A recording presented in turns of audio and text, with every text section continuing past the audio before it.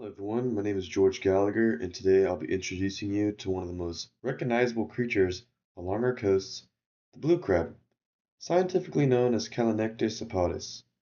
Its name literally means savory blue swimmer, and that description couldn't be more accurate. The blue crab is a fascinating example of how evolution shapes organisms to survive and thrive in constantly changing coastal environments. So the classification and tree of life. The blue crab is a part of the domain Eukarya, meaning it's made of complex cells. It belongs to the kingdom Animalia, phylum Arthropoda, and class Malacostraca, which includes lobsters, shrimp, and krill. Within the order Decapoda, or ten-footed, crustaceans, it's part of the family Portunuda, known as the swimming crabs. This lineage places it firmly among the most successful and diverse animals on the planet, the arthropods. So their natural habitat. So blue crabs live mainly in estuaries, bays, and coastal lagoons, places where fresh water meets salt water. These brackish environments are nutrient-rich and full of life. The blue crab thrives here, burying itself in sand or mud to hide from predators and ambush prey. They're most common in the Chesapeake Bay, but also can be found in the Gulf of Mexico, including along the Texas coast. So some feeding and behaviors. The blue crab is an omnivore and scavenger, meaning it eats both plants and animals. Using its strong claws, it tears apart food from small fish and worms to bits of dead plants. By consuming decaying matter, blue crabs help recycle nutrients and keep their environment clean. Their feeding habits make them essential for ecosystem balance, as they prevent the buildup of organic waste in coastal waters.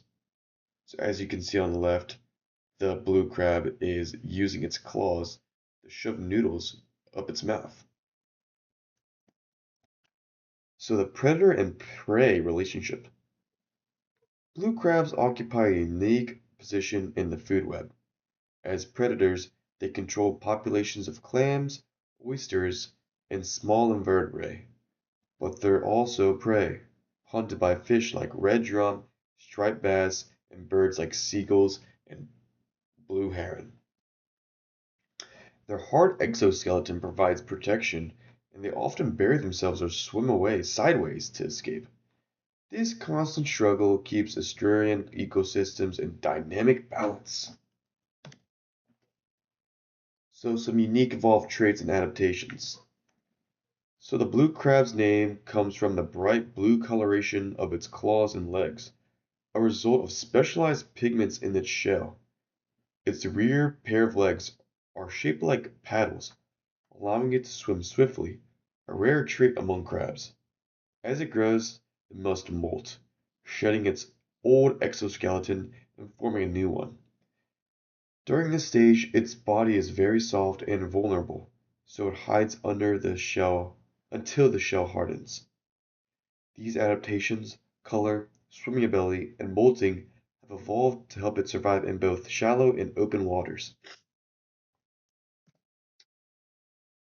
The importance in the ecosystem and to humans. The blue crab plays a vital ecological role as both predators and decomposers. It maintains healthy food webs, supports biodiversity, and recycles nutrients that sustain other marine life. For humans, it's equally valuable, forming the backbone of commercial fisheries along the Atlantic and Gulf coasts. However, overharvesting, pollution, and the loss of seagrass habitat threaten their population. Sustainable management programs like those in Maryland and Texas are now helping restore crab numbers and protect coastal ecosystems. So, in conclusion, to sum everything up, the blue crab is much more than just seafood. It's a symbol of resilience and balance in our coastal ecosystem. From its striking coloration to its complex life cycle, Calanectis sapatis reminds us of how delicate and interconnected marine environments truly are. Protecting this beautiful swimmer means protecting the health of our oceans and the community that depends on them. Thank you for watching.